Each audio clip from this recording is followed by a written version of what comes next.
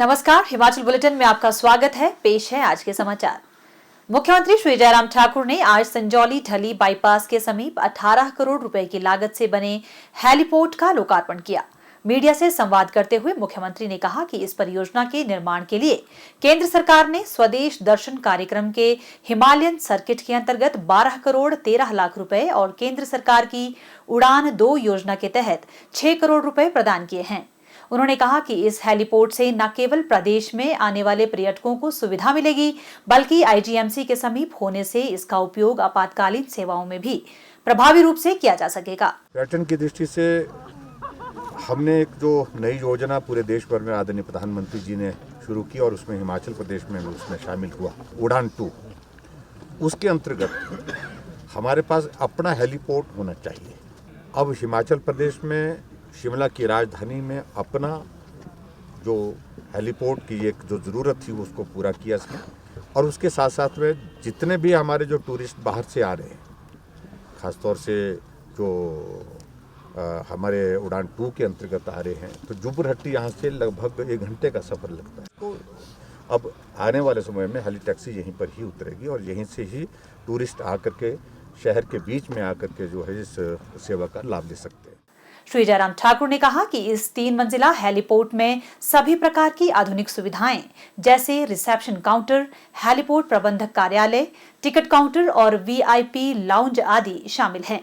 उन्होंने कहा कि हेलीपोर्ट में यात्रियों के आगमन के लिए पोराटा कैबिन की सुविधा, 50 वाहनों के लिए पार्किंग, हेलीकॉप्टर के लिए डेक और सेफ्टी नेट भी हैं। उन्होंने कहा कि यह हेलीपोर्ट 10.3 बीघा भूमि के क्षेत्र में फैला है तथा भित्ति चित्रों द्वारा इसका सौंदर्यीकरण किया गया है। यह हेलीपोर्ट सीसीटीवी व निगरानी तंत्र से पूर्ण रूप से युक्त है। उन्होंने कहा कि केंद्र सरकार की उड़ान 2 योजना के तहत बद्दी, रामपुर तथा मंडी में भी हेलीपोर्ट का निर्माण किया जा रहा है। मुख्यमंत्री ने कहा कि प्रदेश सरकार केंद्रीय पर्यटन तथा नागरिक उड्डयन मंत्रालय को रिकांगपिओ, चंबा, डलहौजी, जंजैहली, ज्वालाजी आदि में नए हेलीपोर्ट के निर्माण के लिए शीघ्र प्रस्ताव भेजेगी, जिससे इन क्षेत्रों में पर्यटन गतिविधियों को प्रोत्साहन मिलेगा। श्री जयराम ठाकुर ने कहा कि प्रदेश में मुख्य पर्यटन गंतव्यों से जुड़े राष्ट्रीय उच्च मार्गों की 4 लेनिंग के साथ साथ हवाई यातायात सुविधा पर विशेष बल दिया जा रहा है। वर्तमान में प्रदेश में 64 हेलीपैड है तथा प्रदेश सरकार द्वारा 38 नए हेलीपैड का निर्माण कार्य किया जा रहा है। मुख्यमंत्री ने कहा कि हेलीपोर्ट तथा हेलीपैड निकट भविष्य में पर्यटन, कनेक्टिविटी तथा आपातकालीन परिप्रेक्ष्य से लाभकारी सिद्ध होंगे। उन्होंने कहा कि इससे राहत एवं बचाव कार्यों के दौरान तथा आपातकालीन स्थिति में रोगियों को बड़े अस्पतालों में ले जाने में भी सहायता मिलेगी। हिमाचल प्रदेश में हेलीपोर्ट पर्यटन तथा आर्थिक गतिविधियों को बढ़ावा देने में वरदान सिद्ध होंगे। मुख्यमंत्री श्री जयराम ठाकुर ने आज पत्रकार वार्ता के दौरान प्रधानमंत्री के विगत दिनों पंजाब दौरे के दौरान हुई सुरक्षा चूक की कड़ी निंदा की। उन्होंने दोषियों के खिलाफ कड़ी कार्रवाई की मांग की। मुख्यमंत्री ने कहा, एक व्यवस्था के अनुसार जब प्रधानमंत्री जी का किसी प्रदेश में आने का कार्यक्रम होता है और उनके कार्यक्रम की सारी रूपरेखा जो पीएमओ के माध्यम से कम्युनिकेट स्टेट को की जाती है, प्रदेश सरकार की ये जिम्मेवारी बनती है कि उस दौरान सारी मूवमेंट के दौरान और कार्यक्रम स्थल पर और कार्यक्रम स्थल के पश्चात जब तक प्रधानमंत्री जी वापिस रवाना नहीं होते तब तक के लिए सुरक्षा की सारी जिम्मेवारी प्रदेश सरकार के ऊपर, चाहे वो रास्ते में रूट की है, चाहे रास्ते में रूट के अतिरिक्त सभा स्थल की है और चाहे वो मंच की है। लेकिन विचित्र परिस्थिति हमने तब देखी जब प्रधानमंत्री नरेंद्र मोदी जी का कार्यक्रम, जिसमें मिनट टू मिनट जो है वो कम्युनिकेट स्टेट गवर्नमेंट को किया गया था, और प्रधानमंत्री जी अपने उस शेड्यूल्ड प्रोग्राम के तहत, क्योंकि मौसम खराब था, मौसम खराब होने की वजह से प्लान 1 से प्लान 2 में उनका वो प्रोग्राम थोड़ा चेंज हुआ, और सड़क मार्ग से फिरोजपुर के उस कार्यक्रम के लिए जहां उद्घाटन होने थे, शिलान्यास होने थे, जहां एक सभा भी आयोजित की गई थी, उस कार्यक्रम में भाग लेना था। लेकिन एक बहुत बड़ी चूक प्रधानमंत्री जी की सुरक्षा में पूरे देश और दुनिया ने देखी। कुछ ऐसे लोग कहने के लिए तो उपयोग वो किसान का करते हैं, लेकिन उसमें जो प्रदर्शनकारी थे वो एक तरह के जो रेडिकल ग्रुप्स हैं, और उन प्रदर्शनकारियों ने रास्ता रोक करके प्रधानमंत्री जी के कार्यक्रम को आगे बढ़ने नहीं दिया। पंजाब के मुख्यमंत्री चरणजीत सिंह चन्नी को कायदे से उस कार्यक्रम में प्रधानमंत्री जी की अगुवाई करने के लिए वहां पर पहुंचना चाहिए था, लेकिन कहा उनने कि वो किसी कोविड के पेशेंट के संपर्क में आए हैं, इसलिए वो उन्होंने अपने आप को आइसोलेट किया है। लेकिन उसके पश्चात भी जहां उनको संपर्क करने की कोशिश की फोन के द्वारा, तब भी उन्होंने जवाब देना उचित नहीं समझा। एक प्रतिष्ठित टेलीविजन चैनल के स्टिंग ऑपरेशन के माध्यम से अब इस सारे घटनाक्रम की पोल खुल गई है। पिछले कल 11 जनवरी को रात में प्रधानमंत्री श्री नरेंद्र मोदी जी की सुरक्षा के साथ किए गए खिलवाड़ और इरादतन चूक पर निजी चैनल की इन्वेस्टिगेटिव टीम ने कुछ बहुत बड़े खुलासे किए, जो कि कई तरह के सवाल उत्पन्न करते हैं।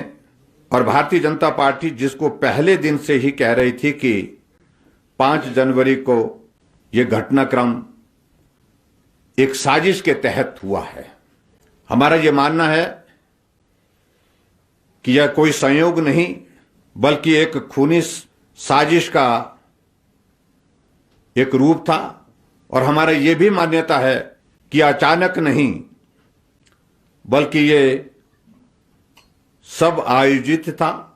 और हमारा यह भी मान्यता है कि यह कुदरती नहीं बल्कि एक कॉन्स्पिरेसी थी। और हमारा यह भी मानना है ये स्पॉन्टेनियस नहीं था बल्कि ये स्पॉन्सर्ड था। और आज मैं इस बात को आपके सामने विशेष तौर से अपनी बात कहने के लिए इसलिए आया कि इस स्टिंग ऑपरेशन में जो एसएचओ और जो डीएसपी सीआईडी, जिन जिन लोगों ने भी उनको सुना है चैनल पर, उनको सारी घटना की साजिश का अंदाजा सहज रूप से लग सकता है। दोनों का कहना है कि उन्हें प्रधानमंत्री के रूट पर होने वाले रुकावट को लेकर पहले से ही जानकारी थी। इस जानकारी को दोनों ने ही अपने आला अधिकारियों से, एसएसपी इत्यादि से समय रहते साझा कर लिया था। जानकारी साझा करने के बावजूद भी आला अधिकारियों ने इन जानकारियों को नजरअंदाज किया और बहुत हल्के में लिया, कोई एक्शन नहीं लिया। यह वाक्य दर्शाता है कि प्रधानमंत्री जी की सुरक्षा में पंजाब सरकार ने बहुत बड़ी चूक की है। और मैं समझता हूं कि चूक ही नहीं, बहुत बड़ी एक लापरवाही और मिलीभगती के साथ की है। पंजाब पुलिस साफ बता रही है कि उन्हें ऊपर से, यानी कि पंजाब सरकार से कुछ भी नहीं करने के निर्देश थे। रास्ता चाहे रोक दिया जाए, चाहे वहां जो एकत्रित लोग हैं वो कुछ भी करें, लेकिन उनको रोकने के लिए कोई भी कार्रवाई पंजाब की पुलिस नहीं करेगी। ये आदेश पंजाब की सरकार की ओर से वहां पर थे।